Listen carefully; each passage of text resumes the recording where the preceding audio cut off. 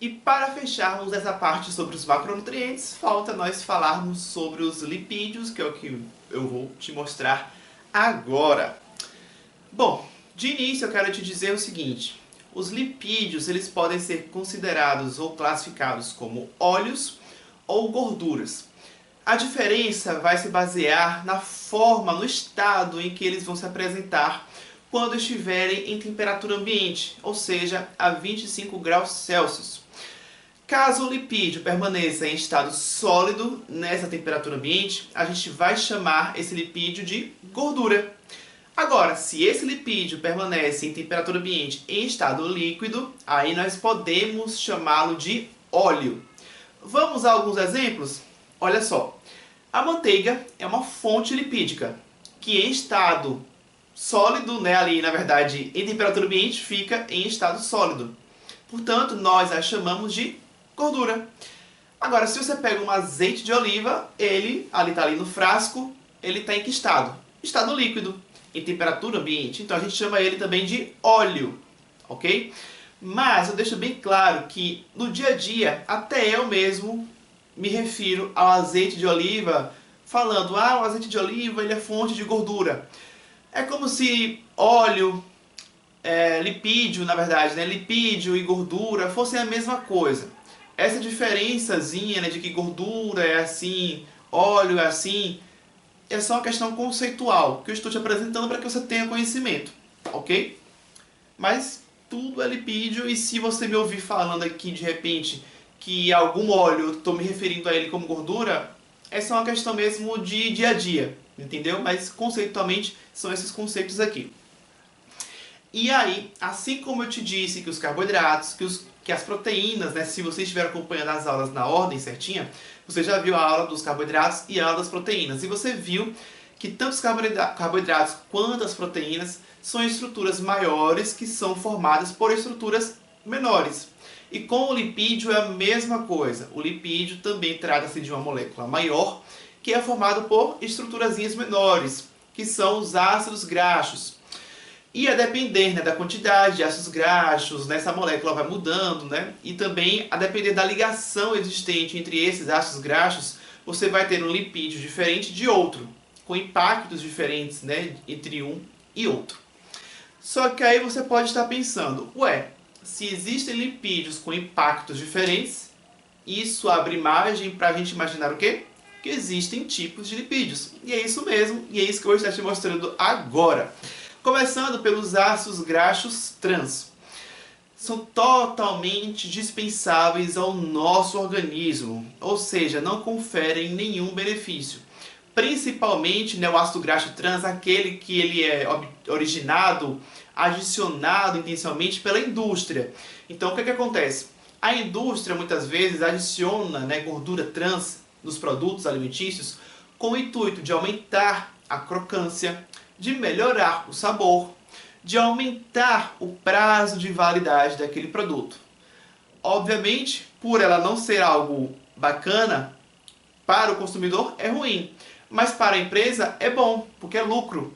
A partir do momento que ela realça o sabor, melhora a crocância, ela está agradando o paladar da pessoa. A pessoa vai comprar, então é lucro para a empresa. Vai fazer bem para a pessoa? Não, mas a empresa está ganhando com isso. Vai aumentar o prazo de validade, então a empresa consegue ter margem de mais lucro também, mas é aquilo, né? É um aumento de prazo de validade às custas do acréscimo de um recurso que não vai ser saudável para o consumidor. Então você, consumidor, que tem que se atentar com aquilo que você compra, porque a indústria muitas vezes, né? Cada marca tem um princípio, né? Mas algumas marcas, né, elas não estão pensando na saúde, elas estão querendo produzir produtos que vão ser comprados. Então você que tem que saber o que é que você vai estar comprando, né? Como a isenção na dieta nem sempre é possível, o indicado é que sua ingestão não ultrapasse 1% do valor calórico total da dieta. Exemplo, em uma dieta de 2.000 calorias, a ingestão desse tipo de lipídio, gordura, não deve ultrapassar os 2 gramas ao dia. Aí vamos para os ácidos graxos saturados. O seu consumo elevado pode aumentar o colesterol e a fração LDL, conhecida como mau colesterol. E com isso você aumenta, né, o risco cardiovascular. Mas é importante prestar atenção nessa seguinte ressalva que eu trago aqui. É possível ter uma alimentação saudável e ainda assim consumir esse tipo de lipídio perfeitamente. Caso contrário, poderia acontecer uma ingestão insuficiente de outros nutrientes. Afinal de contas, não vamos esquecer do quê? Que um alimento que tenha gordura saturada, que você, sei lá, de repente acha que gordura saturada é ruim, aí você vai cortando tudo, né? Mas aquele alimento que tem gordura saturada também tem outros nutrientes. Então, se você deixa de consumir aquele alimento por ele ter gordura saturada, você também vai estar deixando de consumir os outros nutrientes que aquele alimento tem. Então, além de não consumir gordura saturada, você pode deixar de consumir outros nutrientes e ter deficiências desses nutrientes. Então, na verdade, a gordura saturada, sim, você pode consumir, apenas cuidado com o consumo elevado. É só se você tiver um consumo elevado que ela pode te trazer problemas. Mas e os ácidos graxos insaturados? Eles estão relacionados a benefícios extras, adicionais, relacionados a benefícios para a nossa saúde. Vamos de exemplos? Vamos de exemplos. Olha só, os ômegas. Você provavelmente já deve ter ouvido falar deles, né? Eu trouxe aqui ó, o ômega 3, o ômega 6 e o ômega 9. Inclusive, esses ômegas 3 e o 6, eles são considerados como ácidos graxos essenciais. Por quê? Porque o nosso corpo não os produz. Lembra que eu falei na aula de proteínas que existe o conceito dos aminoácidos essenciais? É a mesma coisa, tá? Os ácidos graxos essenciais são aqueles que o nosso corpo não produz. Então a gente só vai conseguir obter eles e o benefício deles se a gente ingerir. Se a gente obter por meio dos alimentos que nós estaremos colocando na nossa dieta. E esses vão ser os exemplos do ômega 3 e ômega 6, que são dois casos de ácidos graxos essenciais. Uma outra observação que eu trago aqui é de que o ômega 3 ele é mais conhecido, né? Muitas vezes você encontra o ômega 3 nessas lojas de produtos naturais. E aí a pessoa vê lá, ômega 3. Já ouviu falar, né, de 1001 benefícios desse ômega 3. Só que às vezes a pessoa não para imaginar, por não saber, que aquele ômega 3, que tem tantos benefícios aí que as pessoas falam, ele na verdade é o quê? Um lipídio. E por que eu trago isso? Porque normalmente as pessoas costumam associar lipídio como algo ruim, né? Gordura como algo ruim. E vejam que o ômega 3, que é tão falado de benefícios, é tão falado como sendo benéfico, é o quê? Um lipídio, tá? E é por isso que agora eu vou justamente falar sobre as funções. Eu acabei de falar aqui uma coisa e eu vou repetir. Muitas pessoas têm receio de lipídios e de gorduras, né? Se a pessoa ouve que aquele alimento tem gordura, foi preparado com gordura, a pessoa já, opa, não posso consumir, ou então vou comer só um pouquinho porque tem gordura, eu vou engordar. Calma. Na verdade, os lipídios, eles têm funções do nosso corpo. Eu separei aqui algumas em destaque que eu vou estar mostrando para você ver o quanto que os lipídios, sim, são importantes. Olha só. Fazem parte da membrana celular. Na verdade aqui é mais uma característica, né? Mas eu quero que você entenda o seguinte. O nosso corpo ele é formado por inúmeras células. Só que as nossas células elas são envoltas por uma membrana celular, ou chamada de membrana plasmática. E nessa membrana ela contém lipídios em sua composição. Então é só você pensar. Se nós somos formados por um monte de células e as nossas células contêm lipídios, como é que a gente vai ficar querendo excluir lipídio totalmente da nossa dieta? Não é necessário fazer isso para você ser uma pessoa saudável. De fato, não é preciso. Reserva de energia. O nosso corpo ele tem a capacidade de estocar energia, inclusive em forma de gordura. A princípio, você pode achar isso ruim, mas é porque essa reserva de energia ela tem um porquê de existir, né? Por exemplo, se você faz algum tipo de esporte muito prolongado, essa reserva de energia pode ser usada como substrato energético, como fonte de energia. E como eu disse, isso tem um motivo de existir. Porque biologicamente, né, nos nossos antepassados, né, que viviam em florestas e tudo mais, qual é o grande benefício disso? Em condições extremas em que a pessoa fique muito tempo sem conseguir se alimentar, a reserva de energia que a pessoa tenha faz com que ela consiga sobreviver. Só que os tempos mudaram, né? Então hoje em dia a gente, por exemplo, eu vivo em um meio urbano, provavelmente você também. Então, em um meio urbano onde a gente tem acesso à comida, a gente compra no mercado, a gente não precisa caçar, é muito mais difícil a gente, né, se colocar a condições extremas como essa, né, de você estar na floresta e passando fome. Então, hoje em dia, a gente não busca, né, esse status de reserva de energia com o intuito de, um dia eu posso passar por uma situação extrema e eu vou precisar usar essa reserva de energia. Não. Então, hoje em dia, as pessoas querem justamente queimar essa reserva de energia ou evitar, né, criar um acúmulo de reserva de gordura, porque não é necessário provavelmente utilizar, não vai ser necessário utilizar isso em condições extremas, então vamos reduzir por uma questão, né, de estética, né, de ter um corpo mais bacana. Mas enfim, eu apenas estou te dizendo que é uma função e o porquê que isso existe, porque biologicamente a gente foi preparado para ter essa reserva para usar em condições extremas. Isolante térmico, inclusive é por isso que pessoas magras, né, têm mais, digamos, sofrimento com o frio. Proteção dos órgãos vitais e auxílio no transporte de vitaminas lipossolúveis. Nesse tópico aqui eu quero apenas que você entenda o seguinte, porque eu vou falar ainda sobre as vitaminas. Então aqui eu só quero que você entenda que essas vitaminas lipossolúveis, elas são melhor absorvidas quando elas são ingeridas junto com algum alimento que também tenha lipídio. Portanto, se você não ingere lipídio de forma suficiente, você pode acabar colocando o seu organismo a ter deficiência dessas vitaminas lipossolúveis. Então, olha só, mais uma importância daí da gente incluir sim lipídios em nossa alimentação. Agora, quais fontes alimentares, né, a gente pode encontrar de gordura? Já falei algumas funções, já falei que existem tipos, mas tá, em quais alimentos nós podemos encontrar? Vou te mostrar alguns exemplos agora. Começando pela margarina, que na verdade aqui ela é um exemplo de fonte de gordura trans. Que é também, né, para ilustrar que essa gordura trans, ela basicamente, como eu já falei lá no começo, ela é usada basicamente como acréscimo, né, em produtos industrializados. Tem que avaliar o rótulo.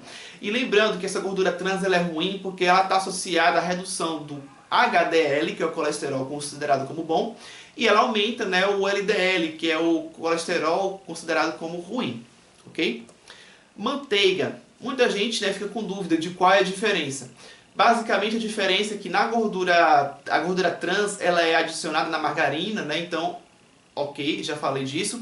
E no caso da manteiga, a gordura é a saturada, tá? Então a diferença está no tipo de gordura. Leite, aqui eu especifiquei o integral, por quê? O integral refere-se à questão de que o leite está preservando as suas características, as suas propriedades nutricionais originais. Então o leite de vaca originalmente ele tem gordura. Então o leite integral, como ele está preservando os nutrientes que o leite de vaca tem, então o leite integral tem gordura, que é a gordura saturada, tá? O tipo de gordura presente no leite de vaca é a gordura saturada. Mas eu faço também as seguintes observações, porque existe o leite desnatado e o semi-desnatado. O leite desnatado é aquele em que você retirou o teor de gordura. Já o semi-desnatado, olha o nome, semi, é um desnatado parcialmente, né? Ou seja, tirou a gordura, mas nem tanto. Porém, na prática, né, o semi-desnatado ele fica somente com um pouquinho de gordura, né? Então, tem isso, tem um pouco de gordura, mas é bem pouco. Aí nós temos as carnes. Em destaque, a carne vermelha eu trouxe aqui. Inclusive, normalmente nas carnes vermelhas, como picanha, né, você tem uma gordura bem visível. Então, não adianta nem fazer, sei lá, um discurso de desculpa, né, de que eu consumo carne, mas consumi a gordura ali né, sem saber. Não. Muitas vezes a gordura está visível, né? Então basta que você retire aquela capa de gordura ali que está saltando na carne. Mas também, né, por exemplo, o frango, ele também entra com a seguinte dica que eu trago para você. Evite fazer a cocção, que seria cozinhar ou assar no forno. Evite fazer isso com a pele, porque a pele, quando você faz a cocção, o frango com a pele, você vai transferir a gordura dessa pele para a carne. Então, uma forma de você minimizar a ingestão de gordura quando você for consumir no frango é você retirar a pele antes de você, como eu disse, cozinhar ou fazer um frango assado, né? Enfim, fazer alguma cocção desse frango. Até agora você viu basicamente alimentos de origem animal, inclusive os ovos que estão aqui, né? Mas eu só quero que você entenda que as gorduras, elas estão presentes, tá, em alimentos tanto de origem animal quanto de origem vegetal. Mas as gorduras saturadas, elas principalmente, elas estão presentes nas fontes de origem animal. Repito, também vai ter gordura saturada em origem vegetal, vai, mas principalmente, né, em termos de quantidade, elas estão presentes nas fontes de origem animal. E aí no caso dos ovos, que inclusive é um alimento que eu já trouxe, né, por exemplo, na aula de proteínas, mas é importante que você entenda que por que repete, né? Por que eu trouxe o ovo como exemplo de fonte proteica lá e agora como fonte de lipídio? Porque nem sempre um alimento ele é só uma coisa. Muitas vezes a gente costuma rotular, né? Ah, aquele alimento é fonte de carboidrato, aquele é fonte de gordura. E realmente podem existir alguns alimentos que são basicamente só carboidrato. Realmente pode, existe isso, pode acontecer. Mas alguns alimentos, eles são, na verdade, um mix de nutrientes, como é o caso do ovo. O ovo tem proteína? Tem, mas também tem gordura. E aí, a diferençazinha que eu trago aqui, né, de proteína e gordura, é que na clara, que essa partezinha branca, é onde está a parte proteica, e já na gema, né, que é a partezinha do meio amarelada, é onde está a fração de lipídios. Bom, o abacate está aqui para te ilustrar que eu te mostrei na aula de carboidratos que as frutas são fonte essencialmente de carboidratos, e nada mudou. Mas algumas frutas, em exceção, além de terem carboidrato, também têm gordura, ou lipídios, né? Como é o caso do abacate. Mas a gente também tem outras opções também, como é o caso do açaí e do coco. Temos os óleos. Lembra que eu falei que os óleos nada mais são do que lipídios que ficam em estado líquido em temperatura ambiente? Pois então, óleos são lipídios. Existem vários tipos, né? Por exemplo, o azeite de oliva, a gente tem o óleo de coco, tem óleo de nozes, tem óleo de palma, tem vários tipos, né? Mas eu quero que você também saiba que cada óleo tem uma composição bem variada. O óleo de coco, o óleo de palma são fontes essencialmente de gordura saturada. Eu não acabei de falar que o coco ele tem gordura, tem lipídio? Então, o óleo de coco é fonte de lipídio. Já o azeite de oliva, ele é fonte essencialmente de lipídios insaturados. Tem o óleo de nozes, que tem uma composição bem bacana de ômega 3, de ômega 6, né? Uma fonte bem bacana de ômega 3, que eu já falei que é um tipo de ácido graxo insaturado, inclusive essencial. O óleo de nozes tem tanto o ômega 3 e também o ômega 6. Enfim, então basicamente, gente, aqui são alguns exemplos, né? E para finalizar, eu trago as oleaginosas, que são castanhas, nozes. É porque oleaginosas é um termo mais desconhecido. Mas são as castanhas, as nozes. Exemplos, castanha do Pará, nozes, literalmente, né? Avelãs, amêndoas, pistache, amendoim também aí na imagem. Então são alimentos que tem também, cada um pode ter uma composição diferente um do outro. Alguns têm mais ômega 3, outros mais ômega 6, então varia. Mas em comum, essas oleaginosas têm o quê? Lipídios em sua composição. Então, eu espero que essa aula tenha te acrescentado. Aqui, agora, fechando essa aula de lipídios, você acabou de ganhar mais noção sobre os macronutrientes, carboidratos, proteínas e lipídios. Espero que você esteja aprendendo, enriquecendo aí, né, o seu nível de conhecimento, e eu aguardo você na próxima aula com muito mais conteúdo. Até lá!